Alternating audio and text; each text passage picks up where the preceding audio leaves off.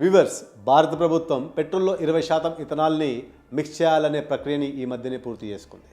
ఇది పర్యావరణానికి ఎంతో మేలు చేసేదే కాకుండా భారత ఆర్థిక వ్యవస్థపై కూడా ఎంతో ప్రభావం చూపేది. అయితే స్టార్టింగ్లో ఈ E20 పాలసీని 2030లో అమలులోకి తీసుకురావాలనుకుంది.